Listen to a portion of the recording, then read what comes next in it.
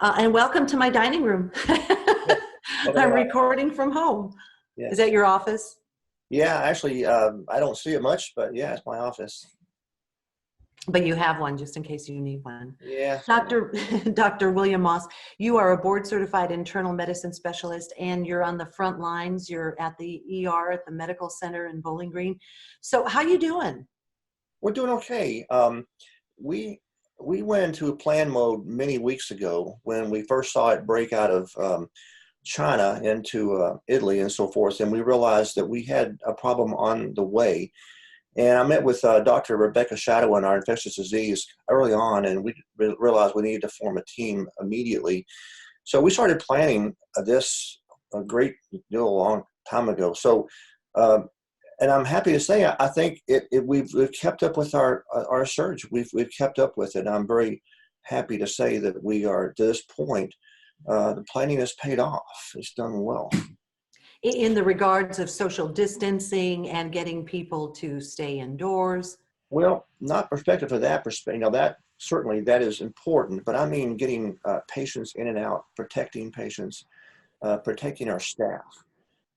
My biggest fear was this was such a contagious virus that we had to find a way to get patients in and out, and patients who weren't sick with this in and out, to the point where we did not cross-contaminate or create a problem with that or our staff. My worst fear was that we would have 25, 30% of my staff sick and or myself and ill and out.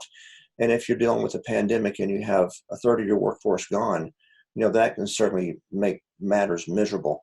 But fortunately, we have done well with our planning, and I'm real proud of our teams here, our infectious disease, our anesthesiologists, our critical care, our pulmonologists, our hospitalists, respiratory therapists, nurses. I mean, we're all part of this plan, and it has worked. We've had a lot of things in our ER we've changed around to make things work better, so I can discuss that if you'd like me to. Sure, but first and foremost, you've been doing this a couple of years. Have you ever, or could you ever imagine something like this? No, it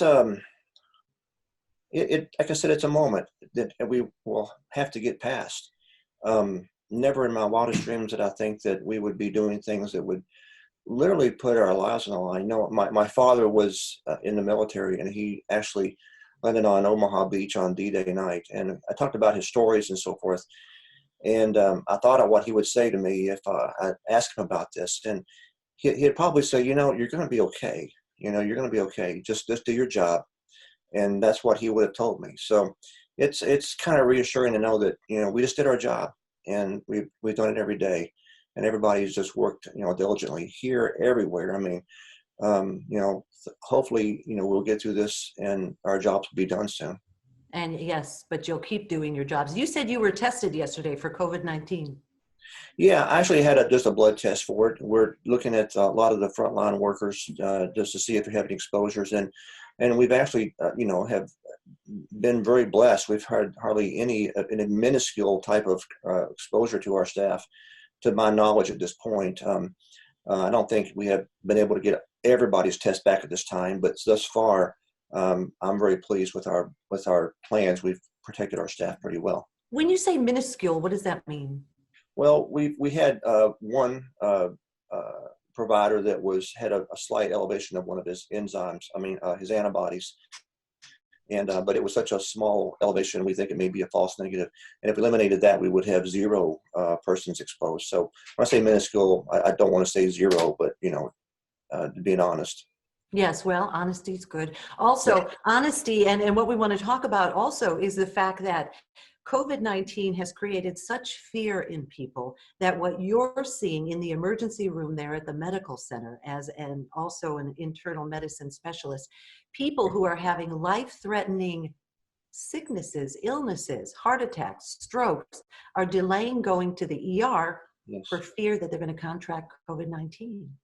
Yeah. So that is, I have seen so many patients come in, and they are just almost to the point of trembling with fear that they're going to catch something. And and I can understand, and it's really very um, humbling for somebody to come in with that type of fear. So we have been trying to reassure them, and then and like I said before, half of my effort early on was to protect our staff and our patients. Mhm. And and to do that, what we did, we actually created an entire different unit in our ER that is a whole different room area. It's blocked off. It's got multiple layers of doors, closures, a whole different circulation system that we created early on. And this is something, if you go through bureaucracy of hospitals, if, things take a while. And honestly, it would have probably taken months or weeks or months to get this accomplished. But I went to administration with my idea of where we should put our separation of our patients. And literally within 10 days, we had it done. We had contractors here, we had our staff, we had the workforce, and they just did it. I mean, and they knew it was important, and it has really been a blessing to us to be able to separate our COVID patients from our non-COVID. So one of the things I want to stress to our public and our other patients is that when you come in with the mightiest of our abilities, we will not put you anywhere near a patient with COVID type symptoms. Of course, I would always never say 0%, but I think it'd be a very small percent you'd be anywhere near anybody that has that. We take strides. Anybody who comes in the emergency room, they extensively questioned. Everybody's had their temperature checked. We mask everybody. I'd have a mask on now, but I'm in a room by myself, so I had my mask when I walked out. Okay, So we'll I'm let you slide. it's right here. So, Okay. but everybody is masked. Everybody has temperature checked. Everybody is screened, and this includes even the paramedics as they come in with the patient. The patients who come in on a stretchers get screened. Everybody gets screened 24/7. Every entrance, every spot you can come into this hospital, you're screened. So that plus the unit we have for our COVID patients in the emergency room.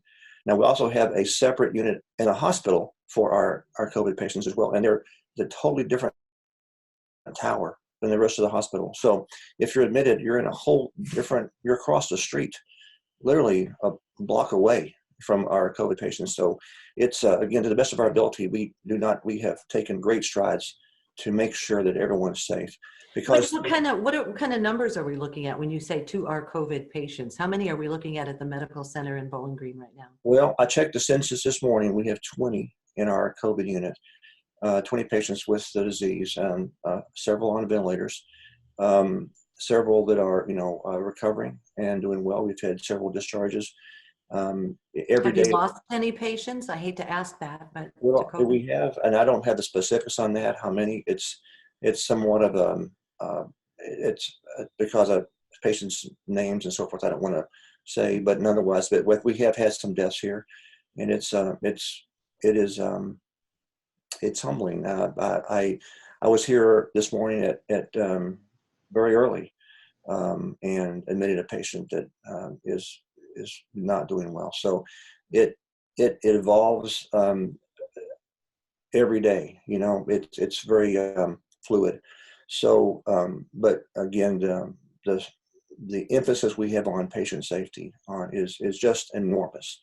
I mean, and administration has taken steps that have really hurt them financially to get it done, but they knew it had to be done. And so he just did it. I mean, there were no questions asked. We knew we were headed into a very difficult time, and they have pulled through for us, providing us every I have a resource we need. question. We're watching Governor Andy Bashir's daily briefings, Right, and there's talk, nationwide about reopening the nation. right. In your opinion, right now, as working in the emergency room at the medical center in Bowling Green, you referenced the fact that you have 20 COVID positive patients right now in the hospital, some on ventilators. Are we premature in thinking that it's time to reopen business? I really feel that doctors like Dr. Fauci and the NIH and the CDC, we should listen to their guidance 100%. There's, this is a disease it's new. We go from day to day with different recommendations and so forth. And, all I can say is listen to the people who have the most experience with this. And I think that opening, if we can socially distance and do it in a manner that is that is allowable, from the standpoint of closeness of contact and so forth, closeness and surfaces that are clean and things of that sort. Every business type is going to be different. It's just not a one fits all reopening pattern.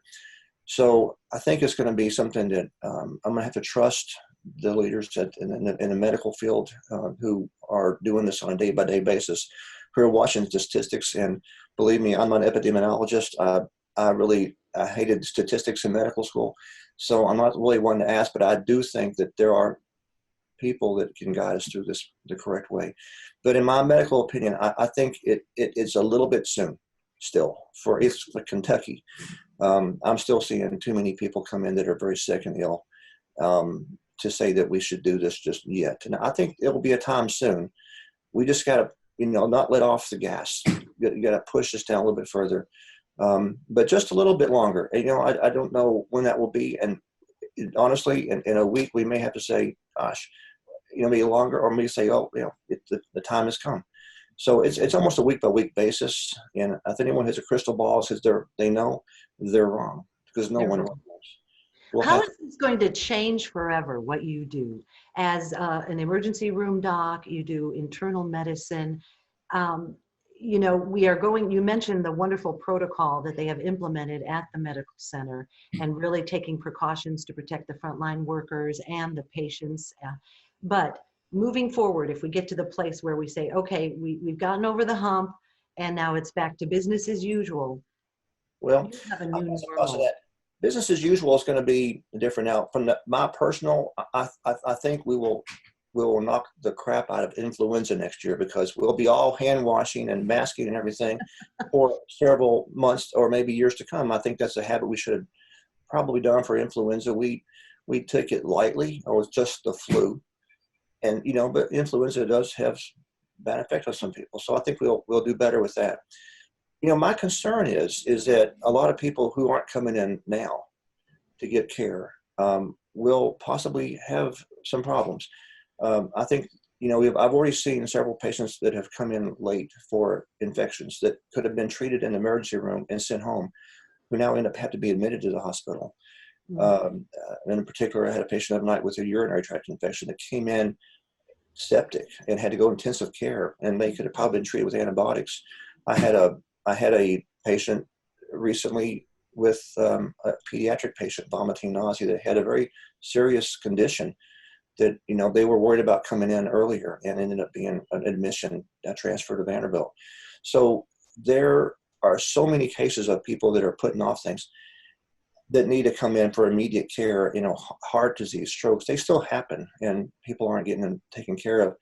So I think we're going to see more disability, because stroke is a situation where you need to be seen within 2 hours, 3 hours to get proper treatment. If you wait after that, then the disability is permanent. So we're seeing more of that happen. Cardiac, similar situation. But I think we're going to see echoes of this for months and maybe years, because what about the patients who aren't getting their mammograms now? The patients who aren't getting their PSAs checked, the patients who aren't getting their colonoscopies? We're going to see a rebound in cancers, breast cancer, colon cancer. We may see, ramifications of poor care of diabetes and cholesterol, that they may lead to more heart disease. I just think that we've thrown a rock into the pond. The ripples are going to go for a while. The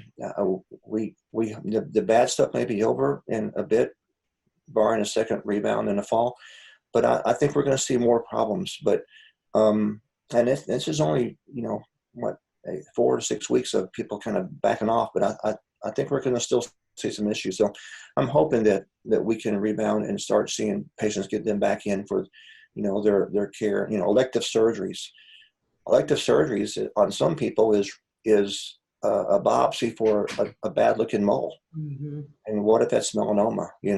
What if that's something that should have been biopsied before? So I think we're going to see a rebound in a lot of cases in the emergency room over the years that are going to show us that we should have taken better care.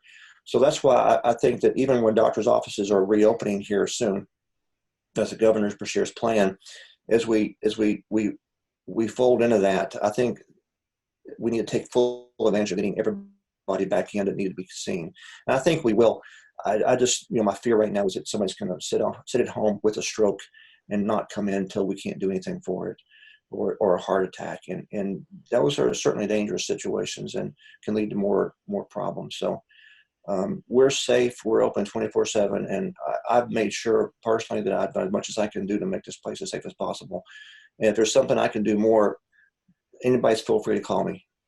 Call the ER, talk to me. I'll be happy to discuss it with them. But we have done as much as we can do, we think, to make this. And so our ER, our staff has, no one, that I know of has obtained an infection from here. So I think that if our staff are doing well, then our patients hopefully have done well as well. So. Wow. Thank you for your time. I know you're busy. Frontline worker, Dr. William Moss, who is board certified in internal medicine, works in the emergency room at the Medical Center of Bowling Green. Now, Dr. Moss, on a lighter note, Yes. Take a deep breath. On this program, we often ask people, our guests, if they had the opportunity to have coffee with anyone, dead or alive. Is there someone in particular you'd like to say, especially at this crazy, tenuous time that we are living in? Well, I play the piano, Mm-hmm. and when I was in high school, I was in a band, and it's probably the only '70s band in Kentucky that actually did Elton John music and Billy Joel. Everyone's doing Leonard Skinner and ZZ Top, and so we're doing Elton John and Billy Joel songs. So. I went to see a Rocket Man premiere out in Los Angeles, and I saw Elton John. Didn't get to meet him, but I would certainly like to have coffee with Elton John. Oh. And that would be my, I think he's done a great thing here recently with everything from AIDS. Because I trained in the 80s at Wake Forest, and we were confronted by HIV at that point. I was one of the frontline workers then too.